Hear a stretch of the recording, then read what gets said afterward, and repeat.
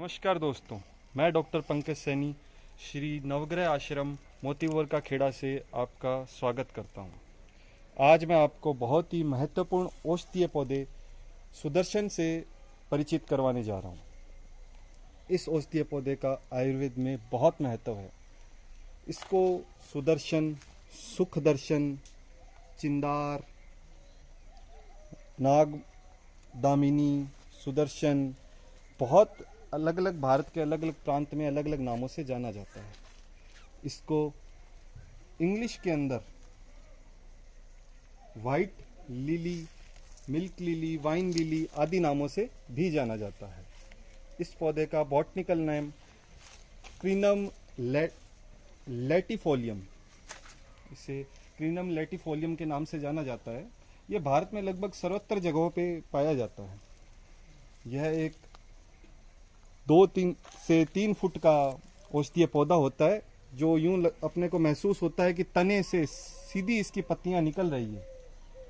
इसकी पत्तियों का साइज भी लगभग 2 से 3 फीट का होता है। देखिए आप, 2 से 3 फीट की इसकी पत्ती होती है इस आकृति के अंदर, जिसकी चौड़ाई 3 से 4 इंच के लगभग होती है।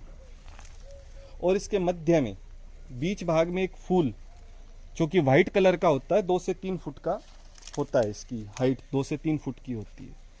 लगभग भारत में सब जगह होता है, तो आप शायद इससे परिचित ही होंगे। इसको बहुत से, अब हम इसके औषधीय गुणों के बारे में अगर बात करें तो इसको मुख्य रूप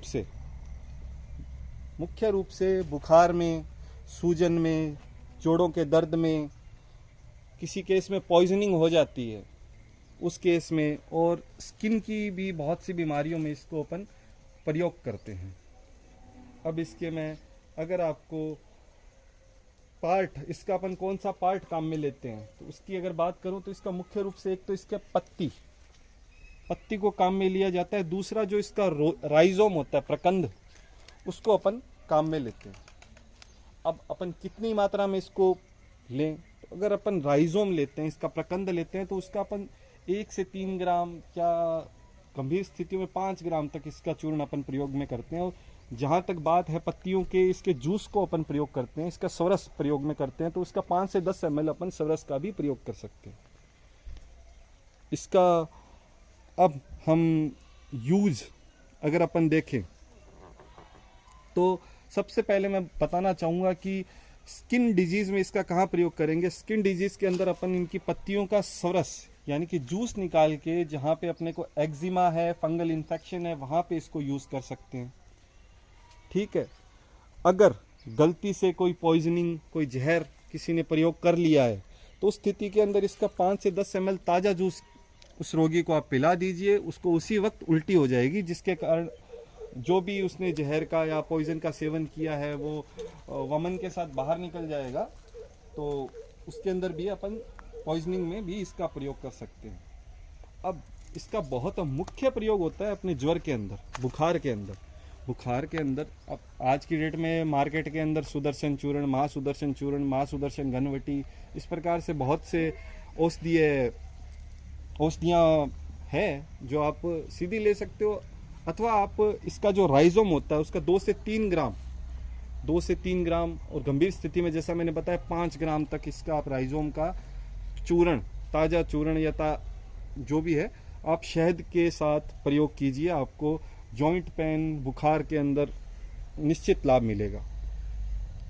तीसरा मैं आपको बताना चाहूंगा कि इसका सबसे मुख्य प्रयोग होता है कान के दर्द के अंदर, कर्ण रोग, लगभग सभी कर्ण रोग के अंदर इसकी पत्तियों का ताजा जूस निकाल के हल्का सा गर्म कर लीजिए, या आप एक काम कीजिए, इन पत्तियों को हल्का सा गर्म कर लीजिए, फिर जो जूस निकले उसको 3 से 4 ड्रॉप, 5 ड्रॉप तक आप जिस कान में आपके दर्द है या फिर पस हो रहा है उस कर्ण रोग के अंदर आप इसको प्रयोग में ला सकते हैं।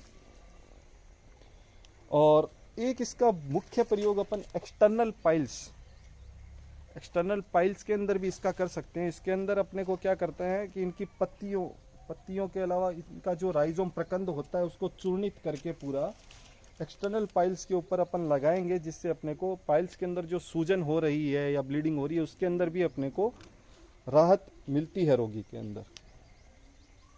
और इसके अगर अपन साइड इफेक्ट की बात करें कि हाँ औषधीय पौधे होते हैं, आयुर्वेद के अंदर भी कुछ ना कुछ साइड इफेक्ट होते हैं। इसका एक ज़्यादातर अपन देखते हैं, अगर एमेटिक यानी वमन कारक होता है ये, अगर इसका ज़्यादा प्रयोग कर लेंगे तो उल्टी की समस्या हो सकती है और पेट के अंदर क्रैम्प्स यानी कि मरोड़े उठ सकते हैं, आपके दस्त लग सकते हैं।